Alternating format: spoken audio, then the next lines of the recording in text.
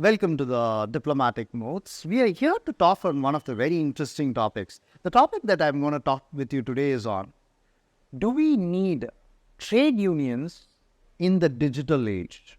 I especially wanted to talk upon this particular topic because today we are speaking a lot about profit maximization, industrialization, increasing down the efficiency of workforce. But then in these areas of high scales of industrialization, one of the areas that we miss out is that how is the human labor which is going to change and transformation happen in this particular industry? A lot of people are losing their jobs. A lot of people are moving down, changing or upgrading their own jobs. But still there is a big challenge which is coming inside. Work pressure. I'm not earning a lot of money. There is huge amount of stress. With all these concerns which is coming inside, and this is a global issue which is happening around, the work-life balance that the industry speaks about is something which is still on theories or which is still in papers. Is it actually in reality? Now, to touch upon this, I wanted to bring down one of the most experienced bankers who's been a banker for more than 40 years. He's an economist and he is also a social reformer who has been very active in trade unionism. Now, what is the trade unionism? To touch upon, before I ask Mr. Arunachalam about the trade unionism and his role into the trade unionism, I need to put down one thing. If the trade unions had never been there from the humans working in the manufacturing industries, we would not be having a Saturday and a Sunday holiday. And the human employees human labor would have been working for 7 days without a timing schedule of work, which is 5 into 8 hours. Now, beyond this or lesser than this, that's one of the areas of questions which we are going to touch about. And welcome you, Mr. Arunachalam, for this particular talk which is there. Now, to begin with, the first question that I want to ask you is, do you think it is relevant to have trade unions in this digital age of industries? So I am very much thankful to the Diplomatic Notes for having invited me to speak on a very important subject of trade union and also the employees' welfare in the changing world. What will be the future of employees? So in this connection, I would like to inform trade union, the very definition of trade union is to look after the welfare of the employees' interest, to see their service condition improve and also their rights. But at the same time, when I say that it is a duty of the trade union to look after the employees, at the same time, any welfare government, they are having a special role to look after their citizen. It is a duty of every parent to look after the welfare of our children who are our workers only. So naturally, it is not the only responsibility of the trade union to look after the employees' interest. Yes, in a particular industry, their service conditions, when they are denied, when their rights are deprived, the trade union, they have to step into it. They will be holding discussion with the management. Sir, you look after the employees. Inflation is going up, so you please look at their working conditions, very miserable.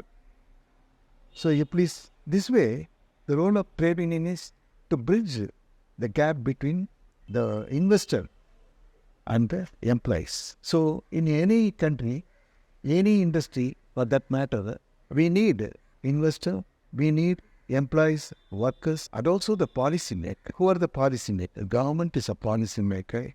Government is to look after the interest of the investor as well as the workers or employees. When the workers are in trouble, trade union, they raise the voice, and government also, they come to the rescue. There is an exploitation by the employees, workers. There, trade unions must play a role. They have to educate their workers who don't do it. This way, if you don't do your work according to the contract, the industry will suffer, you will suffer in the long run. So this way, the role of trade union is to bridge the gap between the employer and the employee. And Government also, indirectly, there are regulators, they are watching the role of both.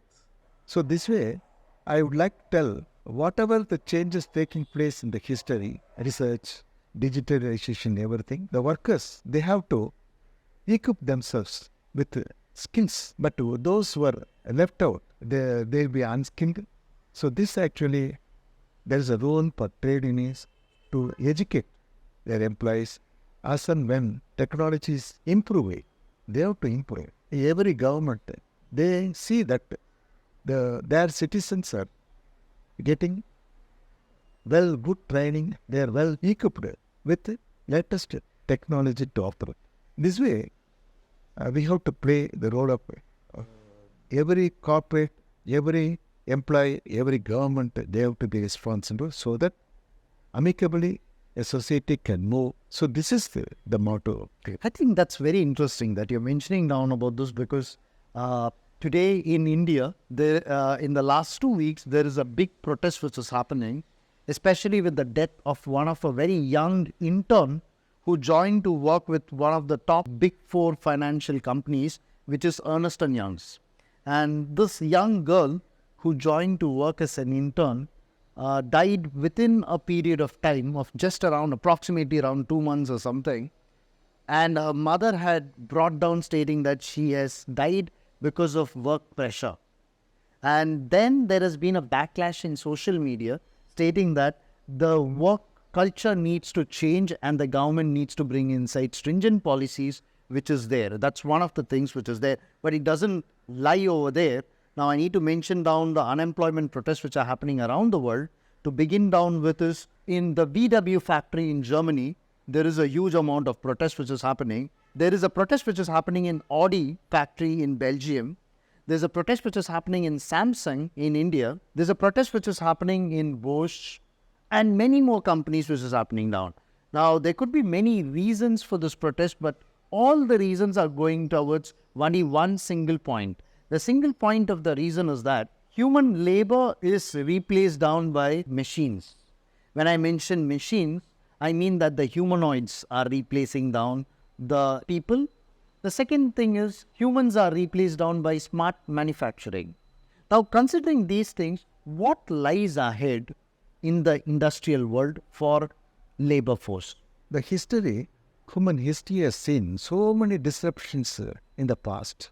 Every time we have come across, and the employees or workers, they are adapted. So, just like where Charles Darwin has done, survival of the fittest, struggle for existence, adaptation. So, we have to adapt. So, adaptation means actually the employee or workers, they have to be skilled there. More advancement is coming in the research, due to research, because any investor, they want to make profit.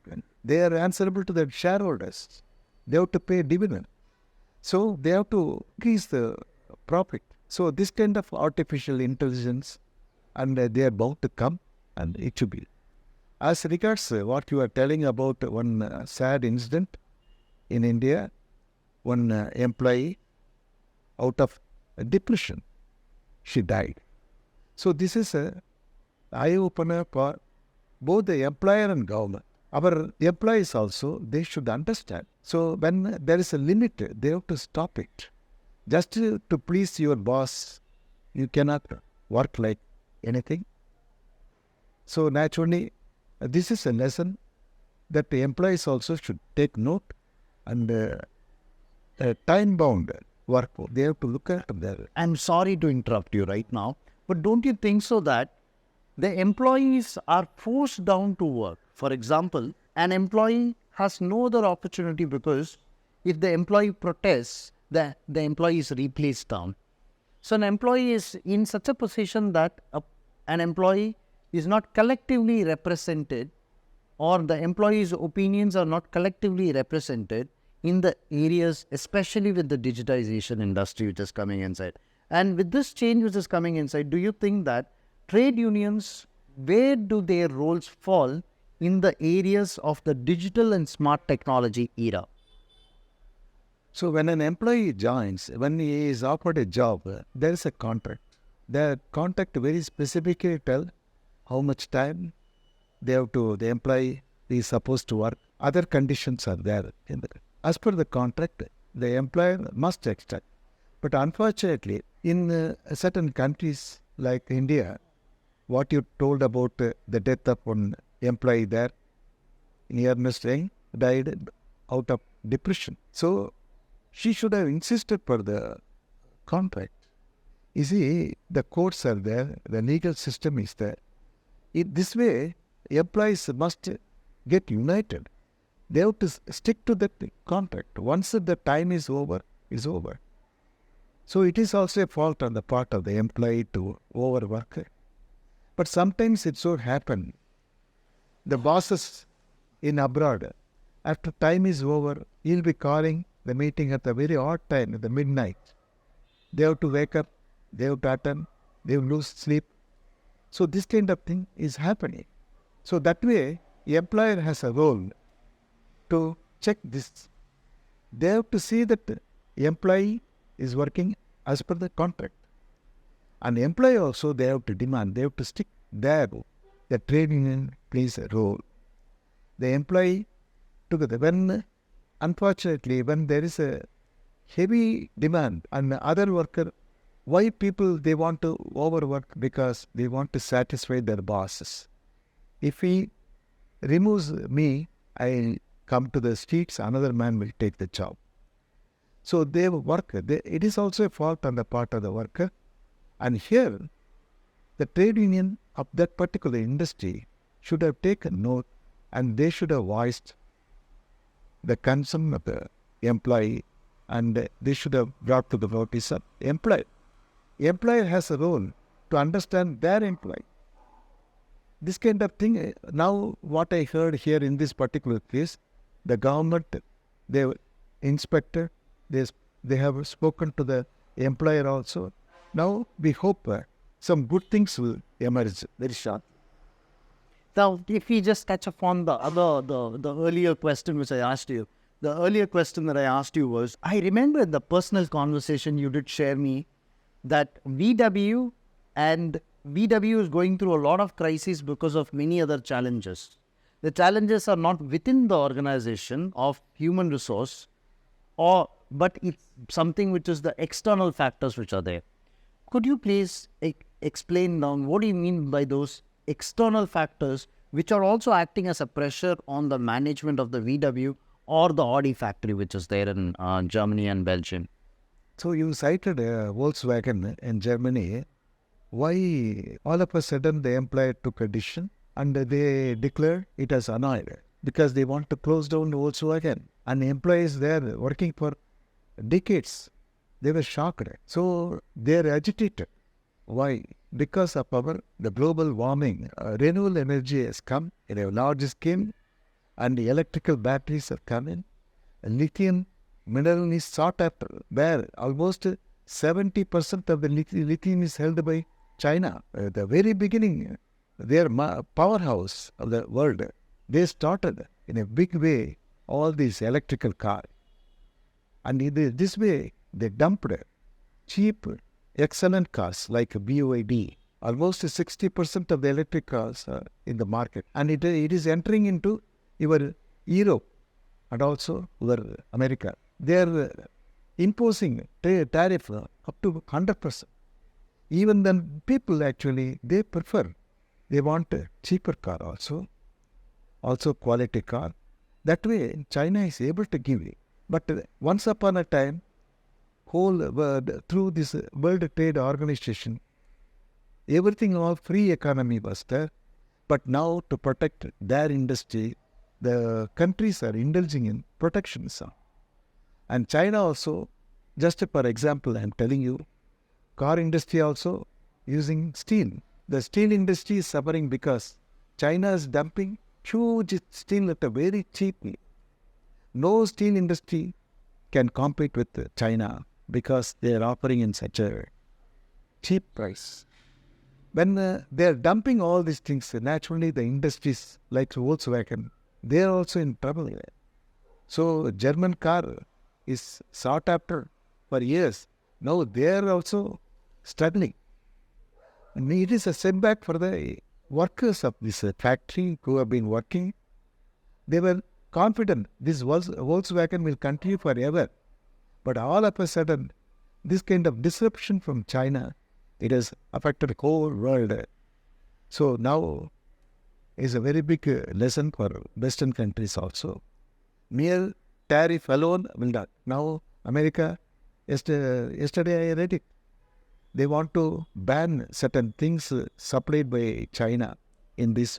By that way, they want to Certain software, indeed. Certain software for the electric vehicles, Yes. right, yesterday. I think that's very interesting because you mentioned on very beautifully one of the points stating that the biggest challenge which is there is not just because of the change of the labor force, especially from the existing labor force, manual labor force towards the humanoids, but then it's beyond this, even the technology is being replaced. There is a huge scale of disruption which is happening. And then the economies of scale which is there from China is also something which is replacing. And of the biggest of all is that the whole industry as a whole, which has been running as a machinery of cars for the past 200 years, is now replaced down from the internal combustion engines towards the electric vehicles. And in this change which has come down, the majority of the European industries have been collapsing. And that's putting a huge scale of pressure on the management, especially on the workforce. And thereby they are axing down a lot of people out of the existing workforce and replacing either with the machines or closing down the factories, which is one of the very alarming things which is there. But certain things which again interest me is today we have a lot number of gig workers.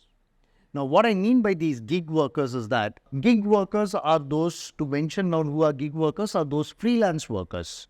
Now there are a lot of people who are working as a freelancer.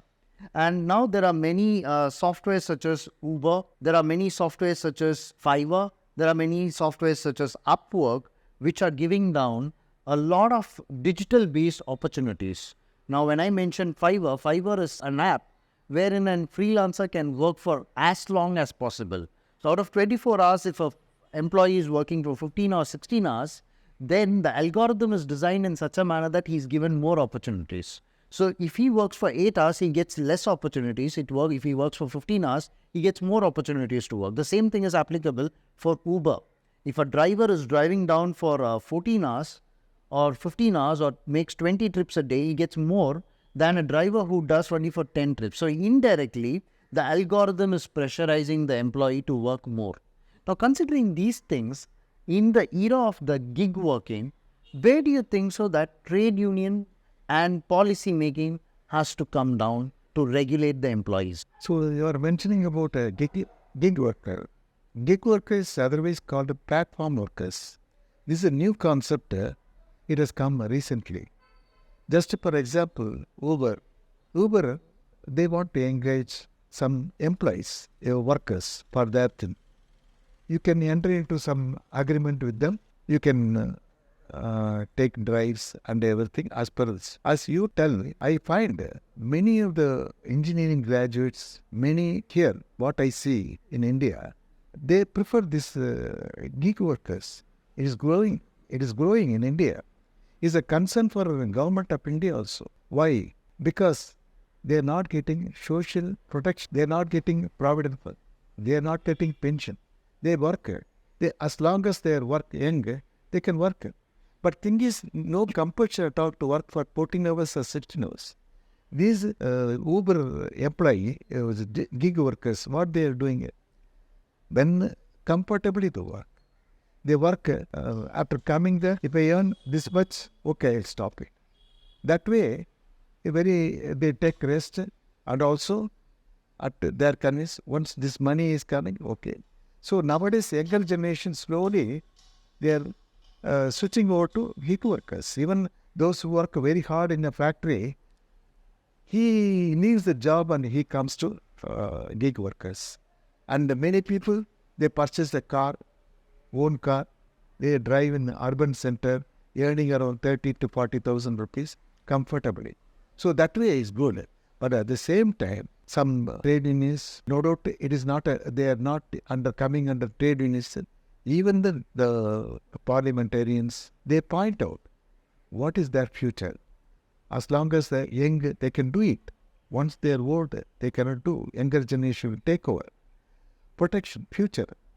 They need provident fund. They want protection in future. That is not there. That now they're attending. Now that you're mentioning about provident funds and pensions and all these things, uh, the world is now speaking about something which is about bringing inside universal basic income. And universal basic income is something which many pilot studies have been worked upon in many countries, and they're planning to bring inside such kinds of concepts of universal basic income. So the concept of universal basic income, what you are telling, is a concept suggested by many prominent persons. To quote one, I can tell, in 2020, a Democratic candidate in America, Mr. Andrew Yang, he insisted for this universal basic income. He detailed, he outlined. Not only that, even Martin Luther King Jr., he also insisted for this. And like that, many, what is universal basic income?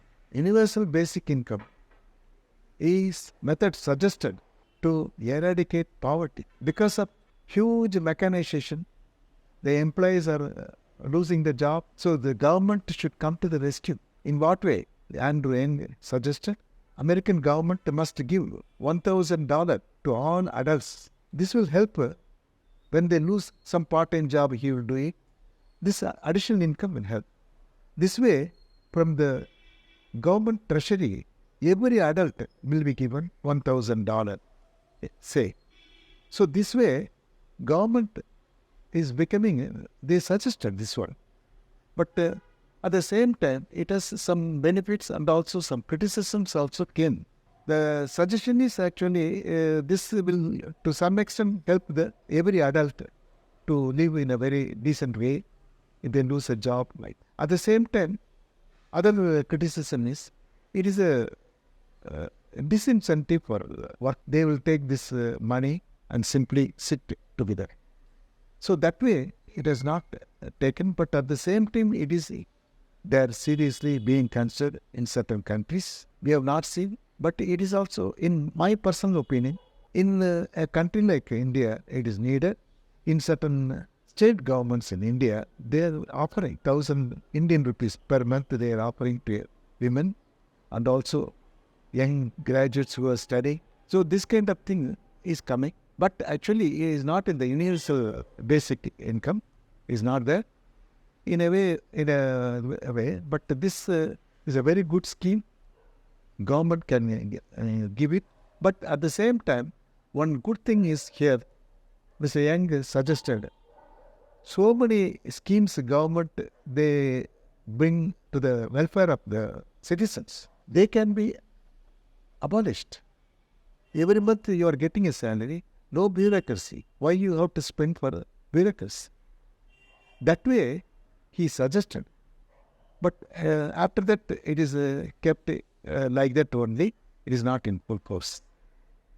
Now, we have, I think, since you mentioned about the US Democrat who has already spoken down, it seems a very interesting thing because you touched upon the American politics also. Now, since you're touching upon the American politics, now the elections are due in another couple of months. And we have Donald Trump and we have Kamala Harris, who both are almost through every day reaching out to the voters. And at this point of time, who do you think is needed down for the industries who can also look upon the concerns of the employees and at the same time at the concerns of the industry? But one thing actually, you talked about the elections is a very good thing. I also am keenly watching. On the one hand, Mr. Trump, he suggested one thing. If I come to the power as a president, in one day, I'll stop the Ukraine-Russia war. So, like that, by that way, he has suggested, and he is telling about the improvement of economy.